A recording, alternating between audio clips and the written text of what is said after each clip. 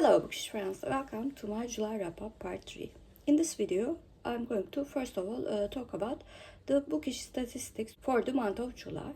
Then I will mention the yearly reading challenges that I'm doing and also talk about the readathon that I participated in the month of July, which was Jane Austen July.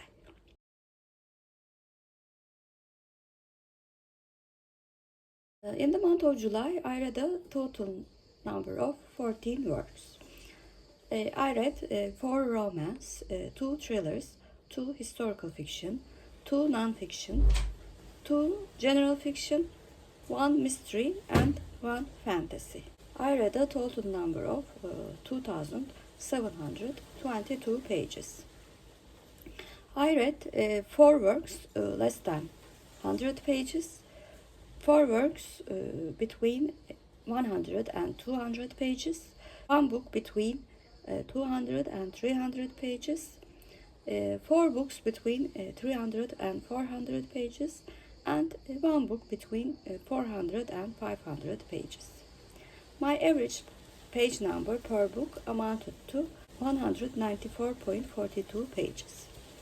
I read 1 book written in 1700s, 3 books written in 1800s, 2 books written in 1930s, 1 book written in 1960s, 3 books written between 2000 and 2009, 2 books written in 2010s, 1 book written between 2020 and 2023, and 1 book written in 2024. I read 11 books originally written in English, and 2 books originally written in Turkish, and 1 book originally written in French. I read 3 translated books. I read the French book and 2 English books in their Turkish editions. I read 13 works targeted towards adults and 1 work targeted towards middle grade.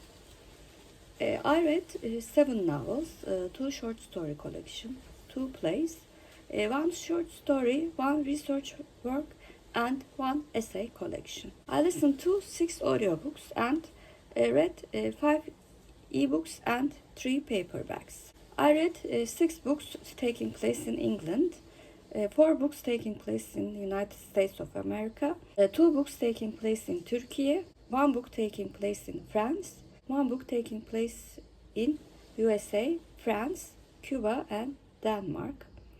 I rated 4 books 6 out of 10, 5 books 7 out of 10, 4 books 8 out of 10, and 1 book 10 out of 10. My average rating for the month of July was 7.22 out of 10. For Reading Around the World challenge, I read books taking place in 6 different countries, which were England, USA, Turkey, France, Cuba, and Denmark.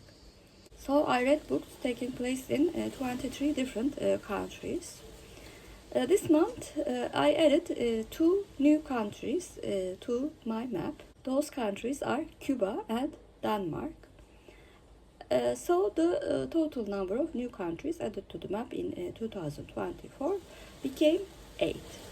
And the total number of countries in the map is now 45. For Read Your Shelf Challenge, the prompt was to read a short story collection. My original plan for this one was to read The Legend of Sleepy Hollow and other short stories by Washington Irving. However, I did not get along with the author's writing style and DNF'd it. So I chose a book from my own bookshelf, which was called Kalk Yerine by Şermin, Yaşar. Like all of the Julys that I've been in Booktube, I joined the Jane Austen July this July as well, which is hosted by Katie, Marissa, and Claudia. I read or watched something for each of the prompts. The first prompt is to read one of Jane Austen's main 6 novels. So I listened to Pride and Prejudice in its Turkish edition for this prompt. The Turkish title is called Gurur ve Önyargı. The second prompt is to read something by Jane Austen that is not one of her main 6 novels. For this one, I read a short work, a collection of letters by Jane Austen. This work consists of 5 fictional letters written by Jane Austen when she was a teenager. Third prompt is to read a non-fiction work about Jane Austen or her time.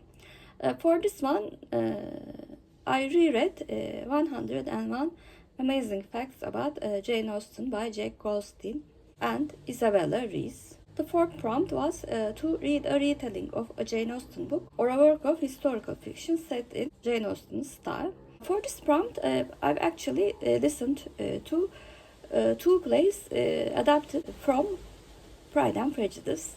The first one was an audio play performed by LA Theatre Works, adapted by Christina Calvit. The second play was written for stage, Miss Elizabeth Bennett by A. Milne. The fifth prompt was to read a book by a contemporary of Jane Austen. For this prompt, I used the short story Rip Van Winkle by Washington Irving.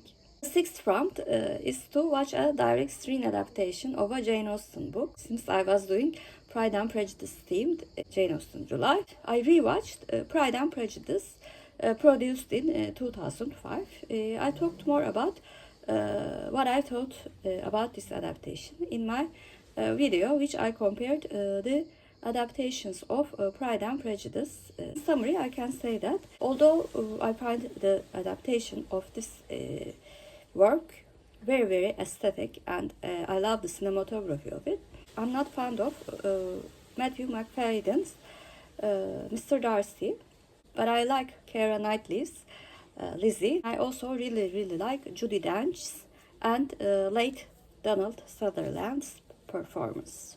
So my rating did not change after watching the adaptation, and I gave Pride and Prejudice 2005 version a 7 out of 10. Last prompt was to watch a modern screen adaptation or retelling of a Jane Austen book. For this one, I chose to watch the web series Lizzie Bennet Diaries. Watching this adaptation was actually the highlight of my Jane Austen July experience. I thought it was modernized brilliantly. The social problems and the issues were modernized. However, the manners and the soul of the characters were kept excellently. The only thing that they changed was Lydia's attitude and personality, but I really loved that change. And I also did like the performances of the actors. The interaction of the sisters were played brilliantly, and also I really loved some of the inner jokes coming from the original work. So I gave this brilliant web series adaptation a 9 out of 10. It's editing, Berna. I forgot to mention that I also read Jane Austen, Hayatımı Mahvetti, Jane Austen Ruined My Life by Beth Pattillo for Jane Austen July, although it did not fit any of the prompts. It was heavily Jane Austen related. It was also a perfect read for Jane Austen July. Readathon that I'm continuing to participate in July is Big Books Summer Challenge by Sue Jackson. For this one, I'm continuing to read Voyager by Diana Gabaldon. I was approximately at 70% when the month ended. So I'm certainly on track with finishing the book. Additionally, I've also read Topaz, which was 416 pages for this challenge. I also continued to join another readathon in the month of July, which was Booktrovert Bingo Round 5. I managed to put most of the books that I read in the month of July to fit one of the prompts. For Shop Your Shelf prompt, which is a book you already own, I read Kalk Yerine Yat by Şermin Yaşar. For Wildcard, Anything Goes, or a book with baseball ID, I thought of Anything Goes and read Rip Van Winkle by Washington Irving. For read a book, which is my freebie square, I decided to put Miss Elizabeth Bennett by A.L. Milne. For Pool Party, which is Dual Timelines, historical, set in the past, fiction or non-fiction. I decided to use a non-fiction set in the past, which is 101 Amazing Facts About Jane Austen by Jack Goldstein and Isabelle Reese. For stars and stripes, stripes on the cover, the flag or 4th of July vibes. I read a book with a star on the cover, which is Topaz by Uris. For the prompt of Cruel Summer, a book set in summer, I read Passport to Larkspur Lane by Carolyn, Keene. For something borrowed from the library or from friends or family, I read a book that I borrowed from my aunt, which is 4 Gün 3 Gece by Ayşe Kulin. For the prompt, That's Not My Name, which is a book written under a pen name, I read Gurur ve Önyargı by Jane Austen. Jane Austen originally wrote her novels with a pseudonym of by a lady only. Heard it here, something I recommended, or a bookstagram or booktube or podcast recommendation. I read Darkly Dreaming by Jeff Lindsay, which was a recommendation from my dear friend Alice at Alice and the Giant Bookshelf, who has sadly passed away last month. For schools out and in again, any kind of academia, I read Jane Austen, Hayatımı, Mahvetti. Jane Austen Ruined My Life by Beth Pattillo. The main characters in this romance novel are both professors.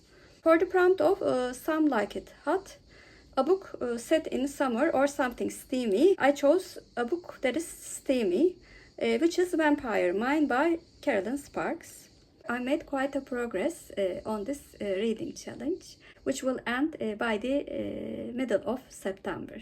So this was my summary of my reading for the month of July. My enjoyment for the books that I read this month varied. Some were quite disappointing and some of them were really good. My favorite book was, of course, Pride and Prejudice. My second favorite for the month was the short story collection Kalk, Yerine by Şermin, Yaşar. Please comment down below what was your favorite book that you read in the month of July. And if you're a new viewer, first of all, welcome. Please like and subscribe. Hope to see you very soon. Bye.